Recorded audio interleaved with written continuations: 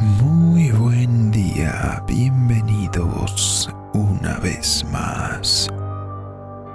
Hoy les traigo nuevamente un cuento del gran maestro Edgar Allan Poe, uno de los más importantes en su historia, un cuento que tuvo tanta relevancia que hasta fue considerado para hacer una adaptación televisiva.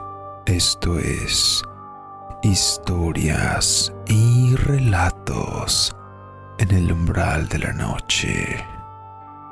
Comenzamos.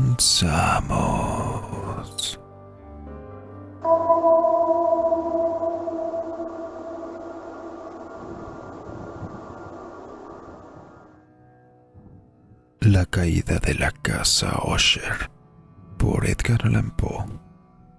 Un día de otoño triste, oscuro y silencioso, cuando las nubes colgaban bajas y pesadas en el cielo, crucé solo a caballo una región singularmente lúgubre del país y, al final, al acercarse la sombra de la noche, me encontré a la vista de la melancólica casa Usher. No sé cómo fue, pero a la primera mirada que le eché al edificio, un sentimiento de insoportable tristeza invadió mi espíritu. Digo insoportable porque no lo aliviaba ninguno de esos sentimientos semiagradables, por ser poéticos con los que recibe el espíritu incluso las más adustas imágenes naturales de lo desolado o lo terrible. Contemplé el escenario que tenía ante mí, la casa, el simple paisaje del dominio, los muros descarnados, las ventanas como ojos vacíos, unas junqueras fétidas y los pocos troncos de árboles agostados como una fuerte depresión de ánimo que solo puedo comparar como sensación terrena al despertar del fumador de opio, a la amarga caída del deambular cotidiano, al horrible decorrerse del velo.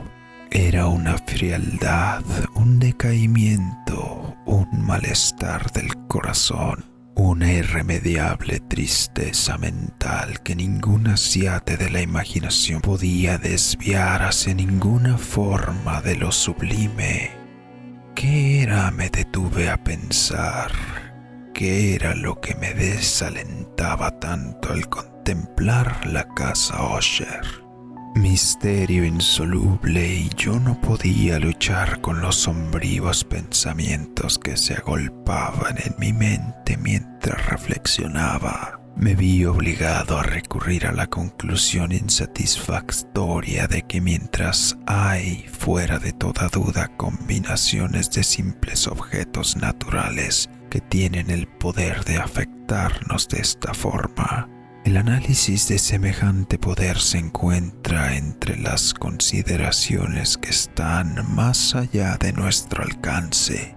Era posible, pensé, que una simple disposición distinta de los elementos de la escena, de los pormenores del cuadro, fuera suficiente para modificar o quizá anular su poder de impresión dolorosa y, procediendo en consonancia con esta idea, dirigí mi caballo a la escarpada orilla de un negro y pavoroso lago que extendía su brillo tranquilo junto a la mansión. Vi en sus profundidades con un estremecimiento aún más sobrecogedor las imágenes reflejadas e invertidas de las grises letrinas, los troncos espectrales y las ventanas como ojos vacíos. En esa mansión de melancolía, sin embargo, me proponía pasar unas semanas. Su propietario, Roderick Usher, había sido uno de mis mejores compañeros de juventud, pero habían transcurrido muchos años desde nuestro último encuentro. Sin embargo, acababa de recibir una carta en otra región remota del país, una carta suya cuya misiva por su tono desesperante e insistente no admitía otra respuesta de la presencia personal. La escritura denotaba señales de la agitación nerviosa. Hablaba de una enfermedad física grave, de un trastorno mental que le oprimía y de un intenso dolor y de un intenso deseo de verme por ser su mejor y, en realidad, su único amigo íntimo, con el propósito de conseguir por la animación de mi compañía algún alivio de su mal. La forma de expresar esto y sobre todo la aparente sinceridad que acompañaba su petición no me permitieron vacilar y en consecuencia obedecí inmediatamente a lo que por otra parte consideraba un requerimiento muy singular. Aunque de muchachos habíamos sido compañeros íntimos, en realidad sabía poco de mi amigo. Siempre se había mostrado muy reservado. Sabía, sin embargo, que su antiquísima familia era conocida desde tiempos inmemoriales por una peculiar sensibilidad de temperamento expresada a lo largo de muchos años, en muchas y elevadas concepciones artísticas y últimamente manifestada en reiteradas obras de caridad muy generosas, aunque discretas, así como una apasionada devoción de las dificultades más que a las bellezas ortodoxas y fácilmente reconocibles de la ciencia musical. Conocí también el hecho importante de que la familia Usher, siempre venerable, no había conseguido ningún periodo, una rama duradera, en otras palabras, que toda la familia se limitaba a la línea de descendencia directa y siempre con insignificantes y breves variaciones. Había sido esta ausencia, pensé, mientras repasaba mentalmente la perfecta consonancia del carácter del lugar con el que se distinguían sus moradores, especulando sobre la posible influencia que la primera, a lo largo de tantos siglos, podía haber ejercido sobre los segundos. Esta ausencia, repito, de ramas colaterales y la consciente transmisión constante de padre a hijo del patrimonio junto con el nombre, era la que al fin había identificado de tal manera a los dos como para difundir el título originario del dominio en el extraño y equívoco nombre de Casa Usher, nombre que parecía incluir entre los campesinos que lo contemplaban la familia y la mansión familiar. He dicho que el único efecto de mi experimento de algo infantil, mirar en el pequeño lago, había ahondado mi primera y extraña impresión. No cabe duda que la conciencia del rápido aumento de mi superstición, ¿por qué no voy a darle este nombre?, servía sobre todo para acelerar el aumento. Tal es, lo sé desde hace mucho tiempo, la paradójica ley de todos los sentimientos que tienen como base el terror. Y quizá fuera solo por esto que, cuando levanté de nuevo los ojos hacia la mansión desde su imagen en el agua, creció en mi mente una rara fantasía. Una fantasía de verdad tan ridícula que solo la menciono para mostrar la viva fuerza de las sensaciones que me oprimían. Mi imaginación estaba tan excitada que llegué a convencerme de que sobre la mansión y el dominio flotaba una atmósfera propia de ellos y de los edificios colindantes. Una atmósfera sin afinidad con el aire del cielo que exhalaba por los árboles marchitos, por los muros grises y por el oscuro lago silencioso, un pestilente y místico vapor opaco, pesado, apenas perceptible de color plomizo, sacudiendo de mi espíritu lo que debía de ser un sueño. Examiné con más cuidado el verdadero aspecto del edificio. Su rasgo dominante parecía ser su excesiva antigüedad. Grande era la desolación producida por el tiempo. Diminutos hongos se extendían por toda la fachada colgados del alero en una fina y enmarañada tela de araña. Pero esto no tenía que ver de ninguna forma con su destrucción. No se había caído ninguna parte de la mampostería. Parecía haber una extraña incongruencia entre la perfecta colocación de las partes y la disgregación de cada una de las piedras. Esto me recordaba la aparente integridad de viejas maderas que se han podrido durante largos años en una cripta olvidada, sin que intervenga el soplo exterior.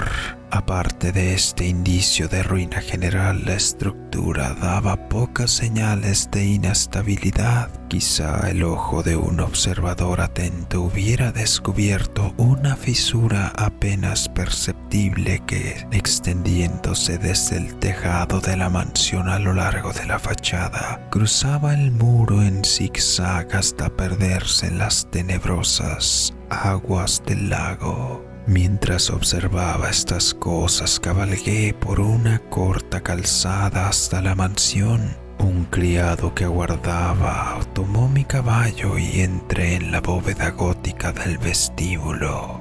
Un criado de paso sigiloso me condujo desde ahí en el silencio por múltiples oscuros e intrincados pasillos hacia el estudio de su amo. Mucho de lo que encontré en el camino contribuyó, no sé cómo, a avivar los indefinidos sentimientos de los que ya he hablado, mientras que los objetos que me rodeaban, los artesanados en los techos, los sombríos tapices de las paredes, los suelos negros ébano y los fantasmagóricos trofeos heráldicos que rechinaban a la par, eran cosas o parecían a las que estaba acostumbrado de niño, pero no pensaba en lo familiar que me resultaba todo esto. Estaba asombrado de las insólitas fantasías que esas imágenes producían en mí. En una de las escaleras me tropecé con el médico de la familia. La expresión de su rostro, pensé, era una mezcla de insidiosa astucia y perplejidad. Me saludó con ansiedad nerviosa y siguió su camino. Luego el criado abrió una puerta y me dejó en presencia de su amo. La habitación donde me encontraba era muy amplia y alta. Las altas ventanas estrechas y puntiagudas quedaban a tanta distancia del suelo de negro roble que eran completamente inaccesibles desde el interior. Débiles rayos de luz teñida de carmesí atravesaban los cristales enrejados y servían para distinguir suficientemente los principales objetos a mi alrededor. Los ojos, sin embargo, luchaban en vano para alcanzar los rincones más apartados de la cámara o los huecos del techo abovedado y ornado con relieves. Oscuros tapices cubrían las paredes, el mobiliario era profuso, incómodo, anticuado y destartalado. Había muchos libros e instrumentos musicales en desorden que no conseguían darle vida a la escena. Sentí que se respiraba una atmósfera de dolor, un aire de dura, profunda e irremediable melancolía lo envolvía y lo penetraba todo. A mi llegada, Usher se incorporó en su sofá donde estaba tendido cuán largo era y me saludó con una calurosa vivacidad que tenía mucho, pensé al principio, de exagerada cordialidad, de obligado esfuerzo de hombre de mundo, aburrido. Sin embargo, una mirada a su rostro me convenció de su total sinceridad. Nos sentamos y durante unos instantes, mientras no hablaba, lo observé con un sentimiento en parte de compasión, en parte de espanto. Posiblemente ningún hombre había cambiado tan terriblemente en tan poco tiempo como Roderick Usher. A duras penas pude admitir la identidad del cadavérico ser que tenía ante mí con la del compañero de mi juventud. Sin embargo, el carácter de su cara había sido siempre extraordinario. La tez cadavérica, los ojos grandes, líquidos e incomparablemente luminosos, los labios algo finos y muy pálidos pero de una curvatura insuperablemente hermosa, la nariz del delicado tipo hebreo pero con aletas amplias más abiertas de lo que era normal, la barbilla finamente modelada reveladora en su falta de prominencia, en su escasa energía moral. Los cabellos más finos y ralos que una tela de araña. Estos rasgos y el excesivo desarrollo de la zona frontal constituían una fisionomía muy difícil de olvidar, y ahora la simple exageración del carácter predominante de estas facciones y de su expresión habitual revelaban un cambio tan grande que llegué a dudar de la persona con la que hablaba. La palidez espectral de su piel, el brillo milagroso de los ojos destacaron sobre todo lo demás e incluso me aterraron. El fino cabello además había crecido descuidadamente y como en su desordenada textura de telaraña flotaba en lugar de caer a los lados de la cara. Me era imposible, incluso haciendo un esfuerzo, relacionar su enmarañada apariencia con una idea de simple humanidad. El comportamiento de mi amigo me impresionó. Encontrar incoherencia, inconsistencia, y pronto descubrí que era motivado por una serie de débiles e inútiles esfuerzos por sobreponerse a una habitual ansiedad y una excesiva agitación nerviosa. En realidad ya estaba preparado para algo de esa naturaleza, no menos por su carta que reminiscencias de ciertos rasgos juveniles y por las conclusiones que deduje de su peculiar conformación física y de su temperamento. Sus gestos eran alternativamente vivaces y lentos. Su voz pasaba rápidamente de una indecisión trémula cuando su espíritu vital parecía totalmente en suspenso a esa clase de concisión enérgica, a esa manera de hablar abrupta, pesada, lenta, hueca, a esa pronunciación gutural, densa, equilibrada perfectamente, modulada que se puede observar en el borracho perdido o en el incorregible fumador de opio en los periodos de mayor excitación. Así me habló del objeto de mi visita, de su sincero deseo de verme y del consuelo que esperaba recibir. Abordó con bastantes detalles la naturaleza de su enfermedad. Era, dijo, un mal constitucional y familiar para el cual desesperaba de encontrar remedio. Una simple afección nerviosa, añadió inmediatamente, que sin duda pasaría pronto. Se manifestaba en una multitud de sensaciones anormales. Algunas de estas, cuando las detalló, me interesaron y me confundieron, aunque quizás influyeran los términos que empleó y el estilo general de su relato. Sufría él mucho de una agudeza morbosa de los sentidos. Apenas soportaba los alimentos insípidos. Solo podía vestir ropa de cierta textura. Los olores de todas las flores le resultaban opresivos. Hasta la luz más débil torturaba sus ojos, y solo pocos sonidos peculiares, y estos de instrumentos de cuerda, no le inspiraban horror. Vi que era un esclavo sometido a una suerte anormal de terror. Moriré, dijo. Tengo que morir de esta deplorable locura. Así y no de otra manera me perderé. Temo los acontecimientos del futuro y no por sí mismos, sino por sus resultados. Tiemblo cuando pienso en un incidente, incluso el más trivial que puede actuar sobre esta intolerable agitación. No aborrezco el peligro a no ser por su efecto absoluto, el terror. En este desaliento, en este lamentable estado, siento que más tarde o más temprano llegará el momento en que tenga que abandonar vida y razón a la vez, en alguna lucha con el siniestro fantasma, el miedo. Me di cuenta además por los intervalos y por las insinuaciones interrumpidas y equívocas de otro extraño rasgo de su estado mental. Estaba dominado por ciertas impresiones supersticiosas relativas a la mansión que ocupaba y de donde durante muchos años no se había atrevido a salir. Supersticiones relativas a una influencia cuya supuesta energía describió en términos demasiado sombríos para repetirlos aquí. Influencia que algunas peculiaridades de la simple forma inmaterial de su mansión habían ejercido sobre su espíritu.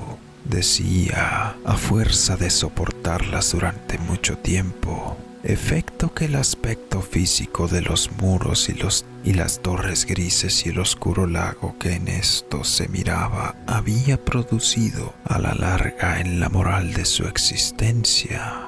Admitía, no obstante, aunque con vacilación, que podía buscarse un origen más natural y mucho más palpable de la peculiar melancolía que le afectaba, la grave y prolongada enfermedad, el desenlace ciertamente cercano con la muerte de una hermana tiernamente amada, su única compañía durante muchos años, último y único pariente en la tierra. Su muerte, decía con una amargura que nunca podré olvidar, hará de mí indefenso, frágil, el último miembro de la vieja estirpe de los Usher. Mientras hablaba, la señorita Madeleine pasó lentamente por un lugar apartado de la cámara y sin advertir mi presencia desapareció. La miré con absoluto asombro, no desprovisto de miedo, y sin embargo me resulta imposible explicar estos sentimientos. Una sensación de estupor me oprimió mientras mis ojos seguían los pasos que se alejaban. Cuando al final una puerta se cerró tras ella, mi mirada indistinta y ansiosamente buscó el semblante del hermano, pero éste se había hundido, la cara entre las manos. Solo pude percibir una palidez aún mayor extendida por los dedos enflaquecidos, entre los cuales caían apasionadas lágrimas. Hacía tiempo que la enfermedad de la señorita Madeleine había desconcertado a sus médicos. Una constante apatía, un cansancio gradual de su persona y frecuentes, aunque transitorios, accesos de carácter parcialmente catalépticos eran el habitual diagnóstico.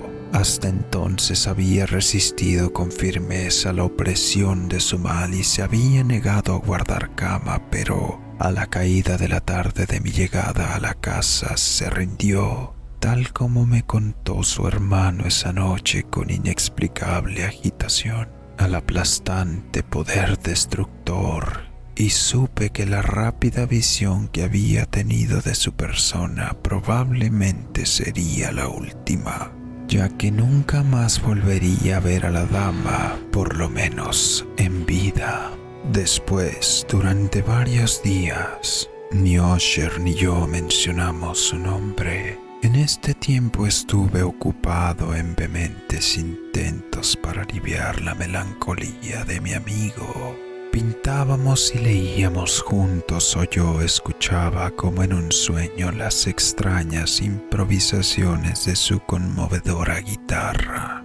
Y así, mientras una intimidad cada vez más estrecha me introducía sin reservas en lo más recóndito de su alma, iba adquiriendo con amargura la inutilidad de todo intento por alegrar un espíritu cuya oscuridad, como una cualidad positiva inherente, se derramaba sobre todos los objetos del universo físico y moral de una incesante irradiación de melancolía.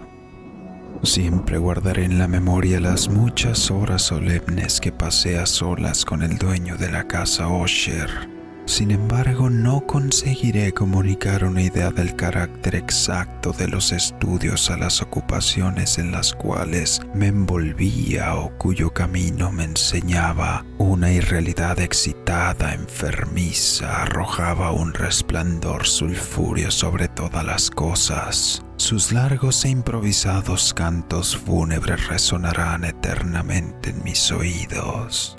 Entre otras cosas, conservo dolorosamente en la memoria cierta rara perversión y amplificación del extraño aire del último vals de von Weber, de las pinturas que nutría su laboriosa fantasía y cuya vaguedad crecía en cada pincelada. Vaguedad que me producía un estremecimiento tanto más penetrante cuanto que ignoraba su causa.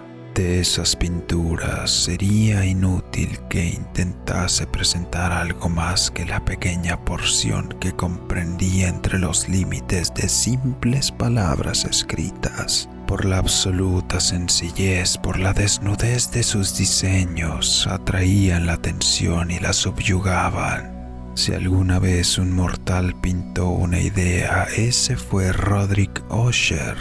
Para mí, al menos, en las circunstancias que entonces me rodeaban, surgía de las puras abstracciones que el hipocondriaco lograba plasmar en el lienzo una intensidad de intolerable espanto, cuya sombra nunca he sentido ni siquiera contemplado. Las fantasías de Fuseli, muy brillantes pero demasiado concretas.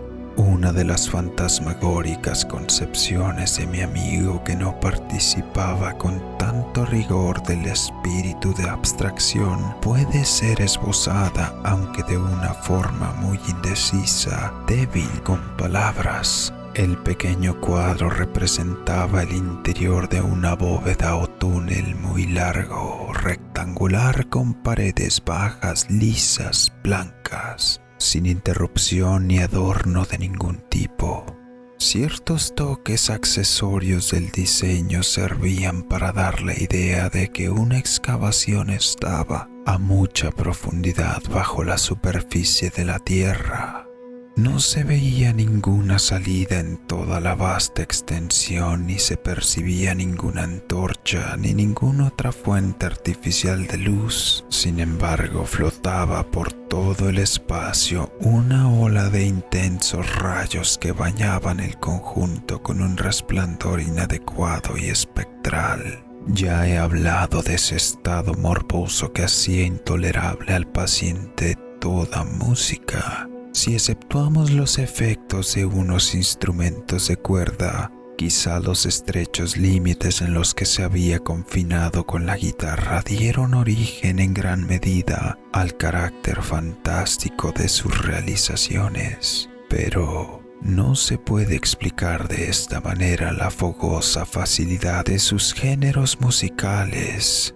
Debían de ser, y lo eran, tanto las notas como las palabras de sus extravagantes fantasías. Debían ser los resultados de ese intenso recogimiento y concentración mental a los que ya he aludido, y que solo se podían observar en momentos de la más elevada excitación. Recuerdo fácilmente las palabras de una de esas rapsodias. Quizá fue la que más me impresionó mientras la tocaba, porque en la corriente oculta o música de su sentido creí percibir por primera vez una plena conciencia por parte de Usher de que su elevada razón vacilaba en su trono.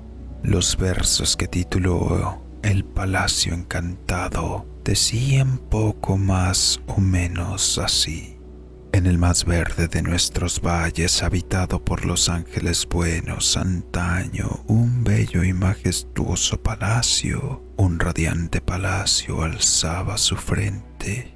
En los dominios del rey pensamiento allí se elevaba. Jamás un serafín desplegó el ala sobre un edificio, la mitad de bello. Banderas amarillas gloriosas doradas sobre su remate flotaban y ondeaban. Todo esto sucedía hace muchísimo tiempo, y a cada suave brisa que retozaba en aquellos gratos días a lo largo de los muros pálidos y empenachados, se elevaba un aroma alado. Los que vagaban por este alegre valle a través de 2 ventanas iluminadas veían espíritus moviéndose musicalmente a los sones de laúd bien templado en torno a un trono donde sentado, porfirogénito, con un Fausto digno de su gloria, aparecía el Señor del reino, y refulgante de perlas y rubíes era la puerta del bello palacio por la que salía a oleadas, a oleadas, a oleadas. Él centellaba sin cesar, una turba de ecos cuya grata misión era solo cantar, con voces de magnífica belleza, el talento y el saber de su rey. Pero seres malvados con ropajes de luto asaltaron la elevada posición del monarca. Ah, lloremos, pues nunca el alba despuntará sobre él el desolado, y en torno a su mansión la gloria que rojeaba y florecía en solo una historia oscurante recordaba de las viejas edades sepultadas. Y ahora los viajeros en ese valle, a través de las ventanas rojizas, ven amplias formas moviéndose fanáticamente, en una de acorde melodía, mientras cual un rápido y horrible río, a través de la pálida puerta, una horrenda turba se precipita eternamente, riendo más sin sonreír nunca más. Recuerdo bien que las sugestiones nacidas de esta balada nos llevaron una serie de pensamientos, entre los que resaltó una opinión de Osher que mencionó no por su novedad, pues otros hombres han pensado así, sino para explicar la obstinación con la que defendió esta opinión de forma general. Trataba de la sensibilidad de todos los vegetales, pero en su trastornada fantasía la idea había cobrado un carácter más atrevido e invadía bajo ciertas condiciones el reino de lo inorgánico. Me faltan las palabras para expresar todo el alcance o el vehemente abandono de su persuasión. La creencia, sin embargo, se relacionaba, como he insinuado previamente, con las grises piedras de la casa de sus antepasados. Las condiciones de la sensibilidad habían sido satisfechas, imaginaba él, por el método de colocación de esas piedras, por el orden de su disposición, por los muchos hongos que les cubrían y por los marchitos árboles que les rodeaban, pero sobre todo por la duración inalterada de este orden y por su duplicación en las quietas aguas del lago. La evidencia de esta sensibilidad podía comprobarse, dijo, y me sobresalté al oírlo, en la lenta pero segura condensación de una atmósfera propia en torno a las aguas y a los muros. El resultado podía descubrirse, añadió, en esa influencia silenciosa, aunque insistente y terrible, que durante siglos había modelado los destinos de su familia, haciendo de él eso que ahora yo estaba viendo, eso que él era. Estas opiniones no precisan comentario y no haré ninguno. Nuestros libros, los libros que durante años constituyeron no pequeña parte de la existencia mental del enfermo, estaban, como puede suponerse, en estricta armonía con ese carácter fantasmal. Leíamos con atención obras tales como el Berbert et Chautreux, Belfagor H. Diablo, Los Arcanos Celestes, El viaje al interior de la Tierra de Nicholas Klim, entre algunos otros. Nuestro libro favorito era un pequeño volumen en octavo del Directorium Inquisitum del dominico Eimeric de Girone, y había pasajes de Pomponius Mela sobre los viejos sátiros africanos y egipanes con los que Ussher pasaba largas horas soñando, pero encontraba su principal gozo en la lectura de un curioso y sumamente raro libro gótico en el cual encuartó el manual de una iglesia olvidada, las vigilias de los muertos según el corto de la iglesia de Magnusia. No podía yo dejar de pensar en los extraños ritos de esta obra y en su probable influencia sobre el hipocondriaco, cuando una noche, tras informarse de repente que la señora Madeline había dejado de existir, declaró su intención de preservar su cadáver durante 15 días antes de su definitivo entierro en una de las numerosas criptas dentro de la mansión. El motivo humano que alegó para justificar este singular proceder no me dejó libertad para discutir. El hermano había llegado a esta decisión, según me dijo, tras considerar el carácter insólito de la enfermedad de la fallecida, unas inoportunas y ansiosas investigaciones de sus médicos y la lejana y expuesta situación del cementerio familiar. No negaré que cuando recordé el siniestro aspecto de la persona con quien me crucé en la escalera del día de mi llegada a la casa, no tuve ningún deseo de oponerme a lo que consideré una precaución inofensiva y de ninguna forma extraña. A petición de Ussher le ayudé personalmente en los preparativos de la sepultura temporal. Puesto ya el ataúd, los dos solos lo trasladamos a su lugar de descanso, la cripta donde lo depositamos, que llevaba tanto tiempo sin abrir que nuestras antorchas casi se apagaron por la opresiva atmósfera, dándonos pocas oportunidades de examinarla. Era pequeña, húmeda y desprovista de cualquier fuente de luz. Estaba a gran profundidad justo bajo la parte de la casa que se ocupaba mi dormitorio.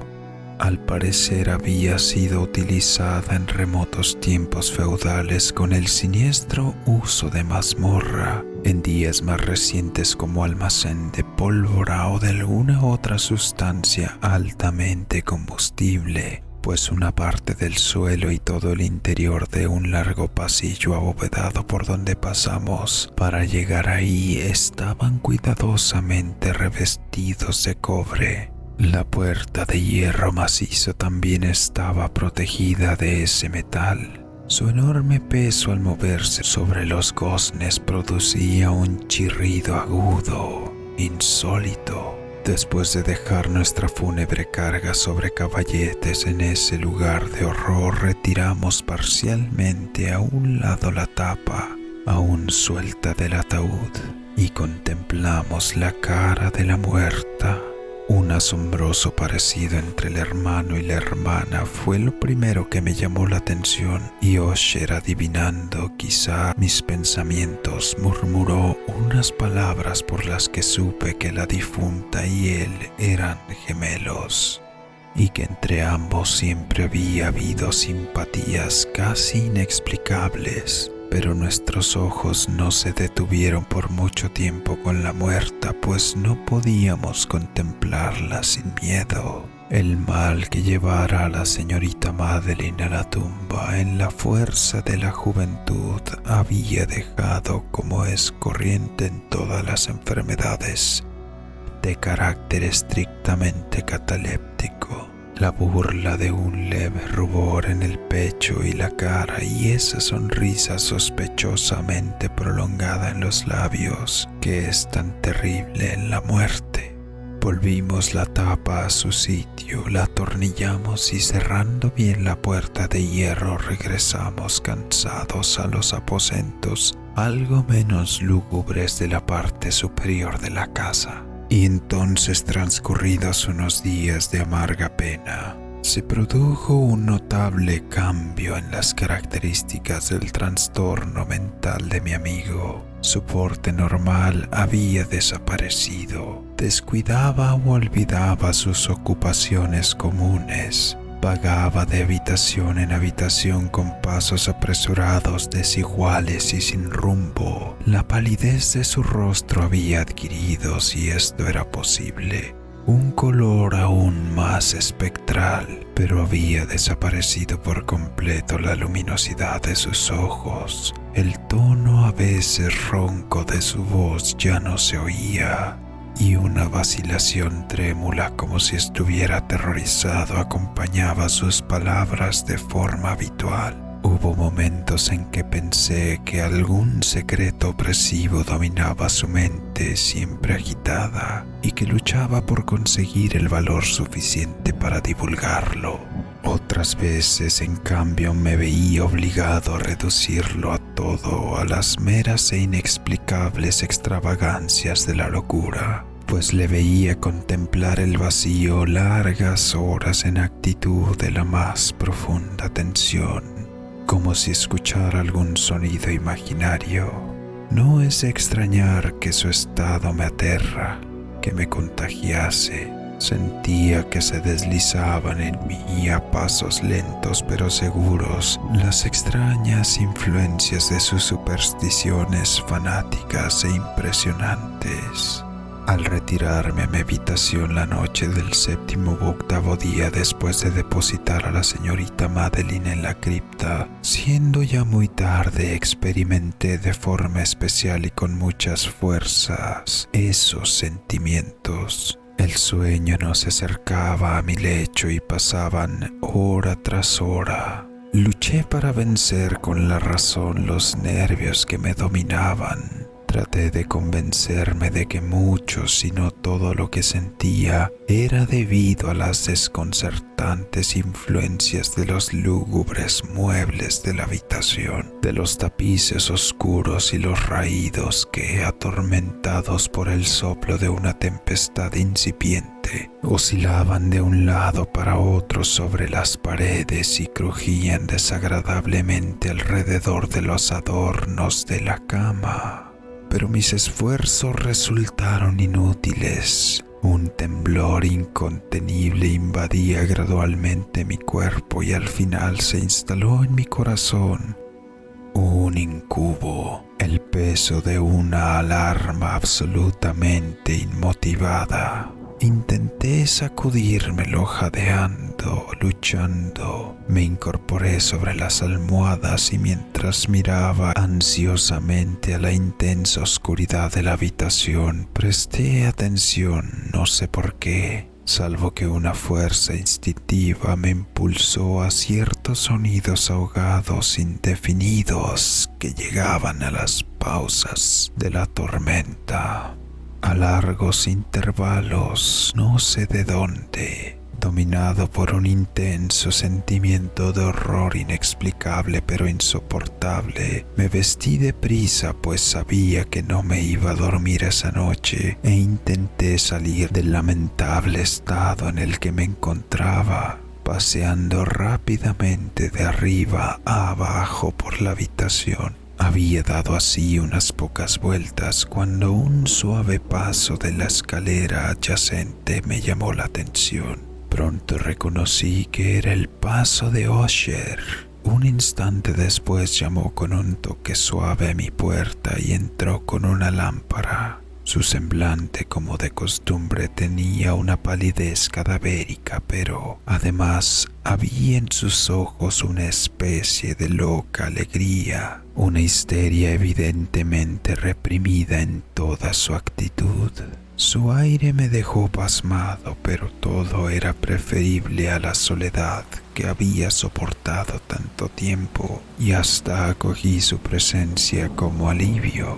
¿No lo has visto?, dijo bruscamente, después de echar una mirada a su alrededor en silencio. ¿No lo has visto de verdad? Pues espera y lo verás. Y diciendo esto, protegió cuidadosamente la lámpara, se acercó a una de las ventanas y la abrió de par en par a la tormenta. La ráfaga de viento entró con tanta furia que casi nos levanta del suelo. Era en realidad una noche de tormenta, pero de una severa belleza, extrañamente singular en su terror y en su belleza. Al parecer, un torbellino desplegaba una fuerza en nuestra vecindad, pues había frecuentes y violentos cambios en la dirección del viento.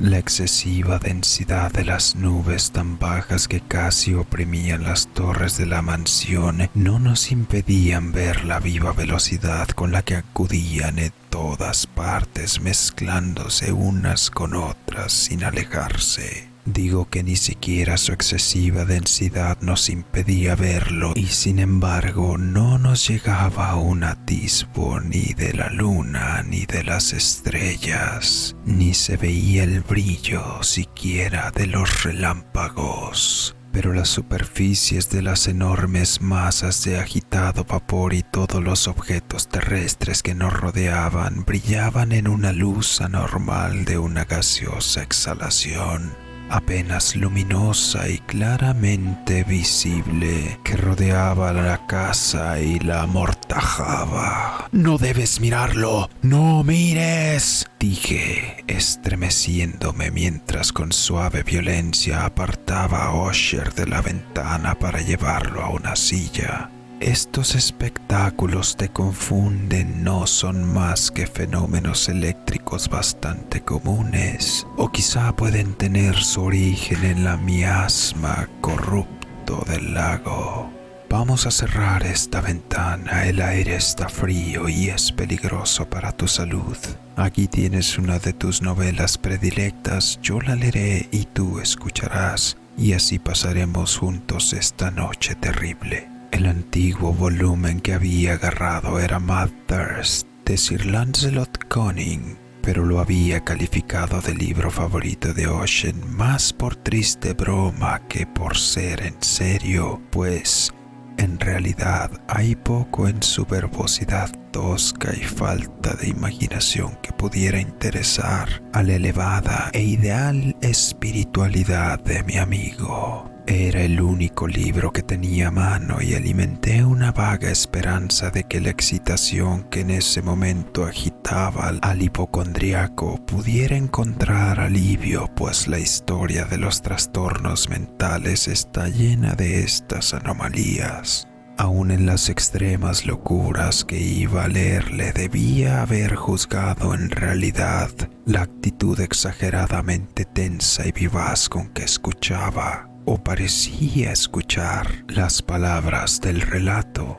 Podría haberme felicitado por el éxito de mi idea. Había llegado a esa parte bien conocida de la historia cuando Ethelred, el héroe de Thirst, después de sus vanos intentos de meterse por las buenas en la morada de la ermita, intenta entrar por la fuerza. Ahí, como se recordará, las palabras de la narración son las siguientes. Y Ethelred, que por naturaleza tenía un corazón valiente y que además se sentía fortalecido por el poder del vino que había bebido, no esperó al momento de parlamentar con el ermita, que en realidad era un hombre de carácter obstinado y malo, sino que, sintiendo la lluvia en los hombros y teniendo el estallido de la tempestad, levantó decididamente su maza y a fuertes golpes abrió un hueco en las tablas de la puerta por donde meter su mano enguantada y luego tirando con fuerza hacia sí, rajó y rompió y destrozó de tal forma que el ruido de la madera seca y hueca retumbó en el bosque y lo llenó de alarma. Al terminar esta frase me sobresalté y me detuve por un momento, pues me pareció que aunque enseguida concluí que me excitaba la imaginación que había traicionado, me pareció que desde algún lugar muy alejado de la mansión llegaba confusamente a mis oídos algo que podía ser por su parecido el eco, aunque ahogado y confuso por cierto, del mismo ruido de rajar y destrozar la madera que Sir Lancelot había descrito con tanto detalle.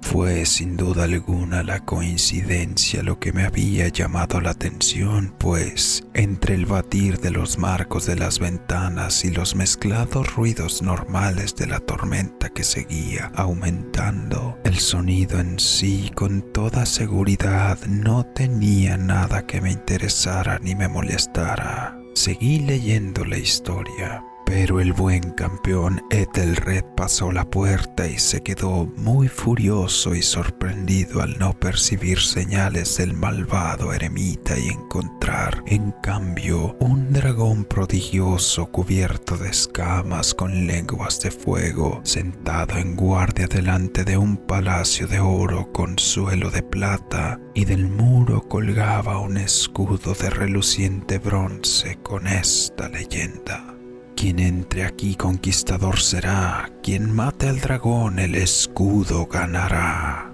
Ethelred levantó la maza y golpeó la cabeza del dragón, que cayó a sus pies y lanzó su pestilente aliento con un alarido tan horrible y áspero, a la vez tan penetrante, que Ethelred se vio obligado a taparse los oídos con las manos para no escuchar el horrible ruido, tal como jamás había oído nunca hasta entonces. Aquí me detuve otra vez bruscamente y ahora con un sentimiento de violento asombro, pues no podía dudar de que en esta ocasión había oído de verdad, aunque me resultaba imposible decir de qué dirección procedía, un grito insólito, un sonido chirriante, sofocado y aparentemente lejano, pero áspero, prolongado, la exacta réplica de lo que mi imaginación atribuyera al extranatural alarido del dragón, tal como la describía el novelista.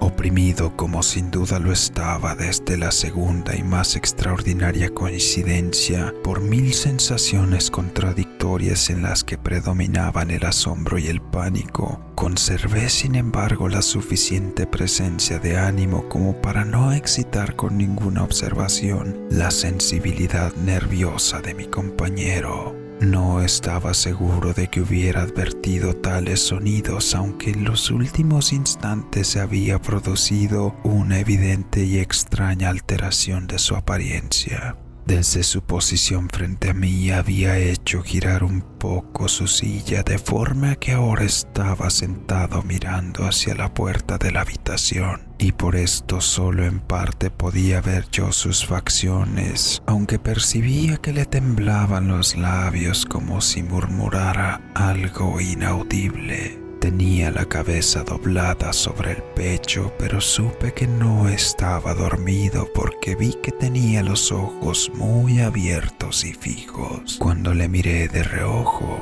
el movimiento del cuerpo contradecía también esta idea, pues se mecía de un lado a otro con un balanceo suave pero continuo y uniforme. Tras haber notado rápidamente todo esto, reanudé la lectura del relato de Sir Lancelot, que seguía así. Entonces el campeón, después de escapar de la terrible furia del dragón, se acordó del escudo de bronce y del encantamiento roto. Apartó el cadáver de su camino y avanzó con valor por el pavimento de plata del castillo hasta la pared donde colgaba el escudo, el cual en realidad no esperó su llegada, sino que cayó a sus pies sobre el suelo de plata con grandísimo y terrible fragor. Apenas había pronunciado estas palabras cuando, como si en realidad un escudo de bronce en ese momento hubiera caído con todo su peso sobre un piso de plata, percibí un eco claro, profundo, metálico y resonante. Aunque aparentemente sofocado, incapaz de dominar mis nervios, me puse en pie de un salto, pero el movimiento de balanceo rítmico de Usher no se interrumpió. Corrí apresuradamente hasta el sillón en el que estaba sentado. Sus ojos miraban fijamente hacia adelante y dominaba su persona una rigidez pétrea. Pero cuando puse mi mano sobre su hombro, un fuerte estremecimiento recorrió su cuerpo. Una sonrisa infeliz temblaba en sus labios y vi que hablaba con un murmullo bajo, rápido e incoherente, como si no advirtiera mi presencia. Inclinándome sobre él muy cerca, bebí por fin el horrible significado de sus palabras. ¿No lo oyes? Sí. Yo lo oigo y lo he oído mucho tiempo, muchos minutos, muchas horas, muchos días lo he oído, pero no me atrevía. Oh, ten lástima de mí, miserable desventurado. No me atrevía a hablar. La hemos encerrado viva en la tumba. ¿No dije que mis sentidos son agudos? Ahora te digo que oí sus primeros débiles movimientos en el ataúd hueco. Los oí hace muchos días, pero no me atrevía a hablar. Y ahora, esta noche, Ethelred, la puerta rota del eremita y el grito de la muerte del dragón y el estruendo del escudo, di más bien el ruido de su taúd al rajarse, el chirriar de los goznes de hierro de su cárcel y sus luchas en el pasillo de cobre de la cripta. Oh, ¿dónde me esconderé? ¿No estará pronto aquí? ¿No se apresurará a reprocharme mis prisas? ¿No he oído sus pasos en la escalera? ¿No distingo el pecado y el horrible latido de su corazón? ¡Insensato! Y aquí, furioso de un salto, se puso de pie, gritó estas palabras como si ese esfuerzo entregara el alma. ¡Insensato! Te digo que está del otro lado de la puerta. Como si la energía sobrehumana de su voz tuviera el poder del hechizo, y enormes y antiguos batientes que Usher señalaba abrieron lentamente en ese momento sus pesadas mandíbulas de ébano. Era obra de la violenta ráfaga, pero ahí, al otro lado de la puerta, estaba la alta, amortajada figura de la señorita Madeline Usher. Había sangre en sus ropas blancas y huellas de un forcejeo en cada parte de su demacrado cuerpo. Por un instante se mostró temblorosa, tambaleándose en el umbral. Luego, con un lamento sofocado, cayó pesadamente ahí dentro sobre el cuerpo de su hermano y en su violenta agonía final lo arrastró al suelo, muerto, víctima de los terrores que había anticipado. Huí horrorizado de aquella cámara, de aquella mansión. Afuera seguía la tormenta con toda su furia cuando me encontré cruzando la vieja calzada. De repente surgió en el sendero una luz extraña y me volví para ver de dónde podía salir tan increíble fulgor, pues la enorme casa y sus sombras quedaban solas detrás de mí. El resplandor venía de la luna llena, roja como la sangre que brillaba ahora a través de aquella grieta apenas perceptible en las nubes, como he descrito, que se extendía en zigzag desde el tejado de la casa hasta su base. Mientras la contemplaba, la grieta se iba ensanchando. Pasó un furioso soplo de torbellino, todo el disco de la luna estalló. Entonces ante mis ojos, y mi espíritu vaciló al ver que se desplomaban los pesados muros, hubo un largo y tumultuoso clamor como la voz de 1000 torrentes, y a mis pies se cerró, sombrío y silencioso, el profundo y corrompido lago sobre los restos de la casa Usher.